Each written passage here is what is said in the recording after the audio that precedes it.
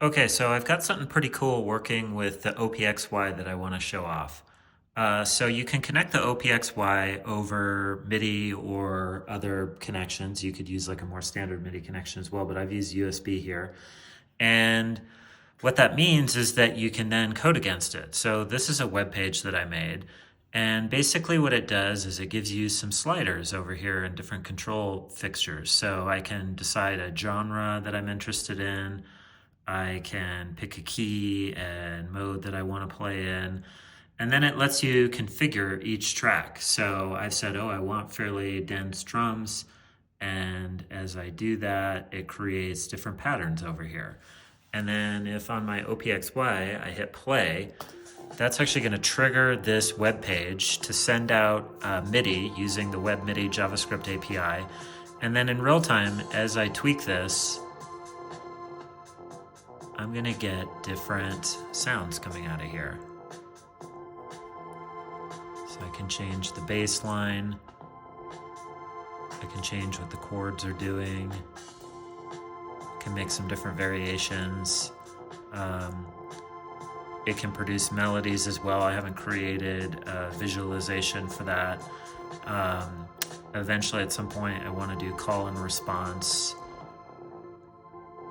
So you can hear that cut out now on the drums and then build back up. So essentially I'm really interested in giving different controls to how you sequence the OPXY. So if you don't want to get really good at typing something in and being a keyboardist, you could use an app like this to work with it. And this just kicks out MIDI over the USB, and it's all web programmable. So if you know JavaScript, you can go in and update this, which is kind of amazing.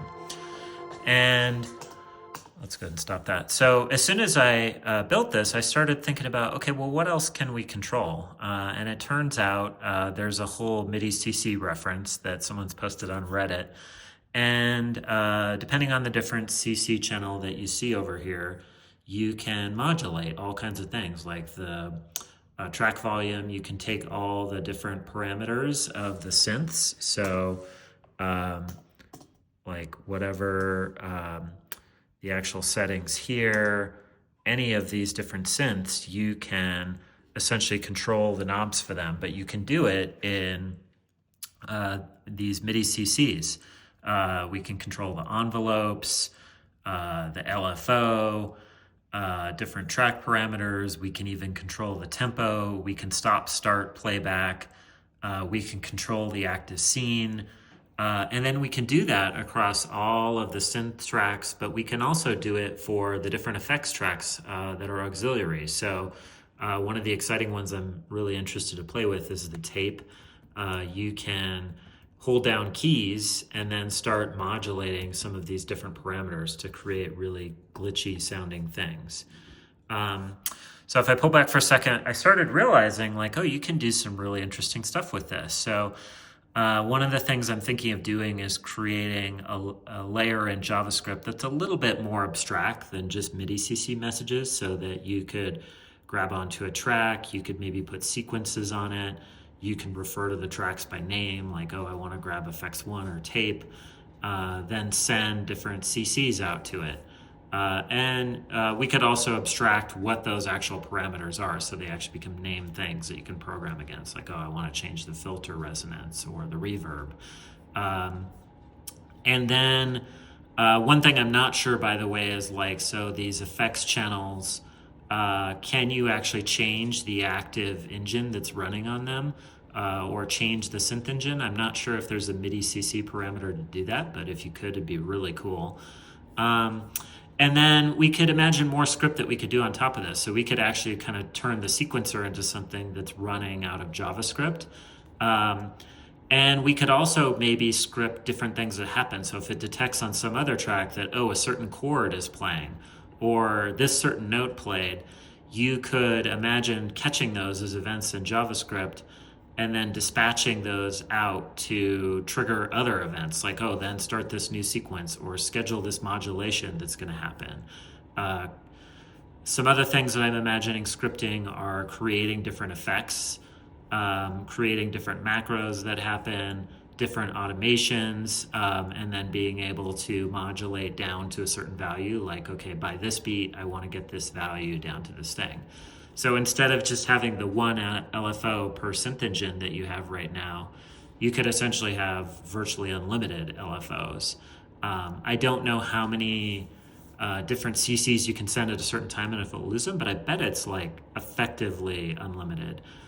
So here's some different this is all imaginary right now, but I think it's all possible. So here's some different kind of pretend JavaScript that I could imagine you might want to code. Like, oh, okay, take the speed of the tape effect and over the course of 4 beats, start changing the speed.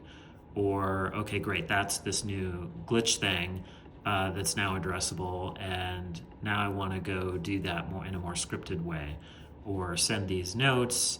And what this really allows us to do is kind of create punch-in effects that are brand new, like not just the teenage engineering punch-in effects, but like whatever effect you could imagine. So one of the things I did is built this little quick prototype that would do something like that. So if I hit play over here again and get it going, this is just a very simple, I'm going to trigger this.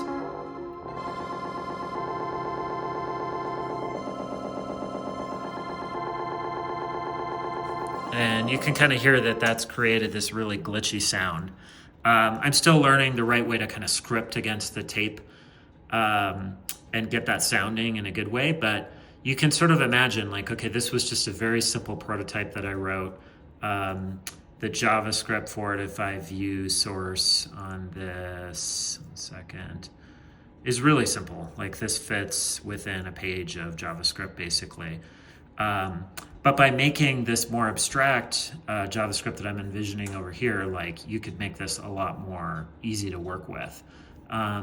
So then I started thinking about like, okay, that'd be really powerful. Like imagine if you could actually create sort of a domain specific language with this scripting library and teach that to something like ChatGPT and basically say, okay, you're allowed to talk to this person and you have this domain-specific language that you can interact with the OPXY using by sending notes out or sending different MIDI CC out.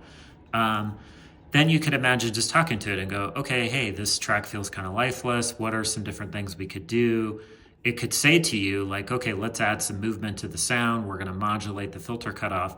But behind the scenes, it could just start running this code for you on your behalf and maybe ask you like, okay, how does that sound? Does that sound better or worse? And then if you don't like it, it could take this away and sort of unsequence it. You can see here some different examples like changing the groove, and maybe it could lay down in scripting like just some different like this looks like a 4 on the floor pattern essentially, or this is actually 5 on the floor. So we need to train the AI maybe to use this DSL in logical ways.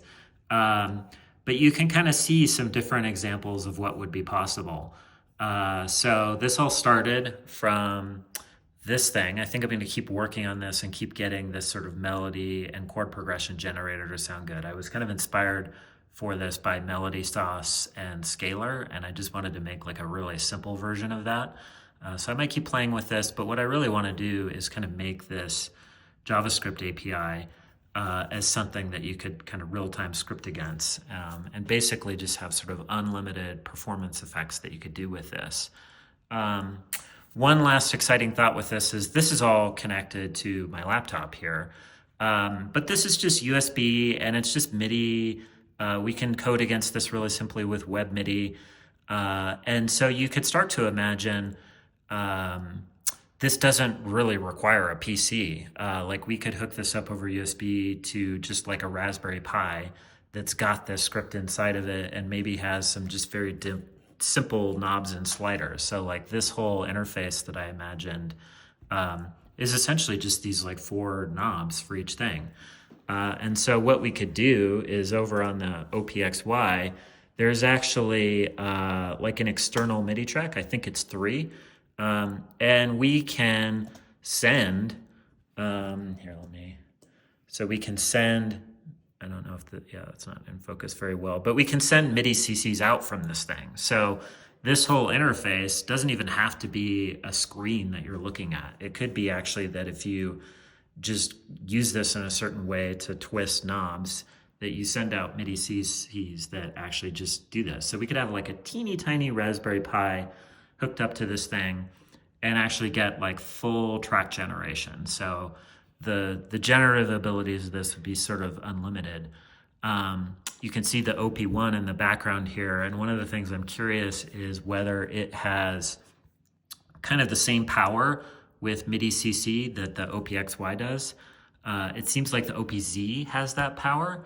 So this guy, I think we could definitely do some of the same things with it. I'm less certain about the OP1, but if it did have kind of all these MIDI CCs, it would be really powerful, because then you could get beyond kind of the tape limitations of the OP1, because this interface over here that I showed you at the beginning is basically just a sequencer. So we can add very quickly a sequencer to the OP1 that's much more powerful, more grid-based, or maybe it's not, maybe it has a grid under the covers, but really what it's doing is using just different encoder knobs to do it. So that's kind of where I'm at with the OPXY and playing around with it and kind of turning it into something programmable.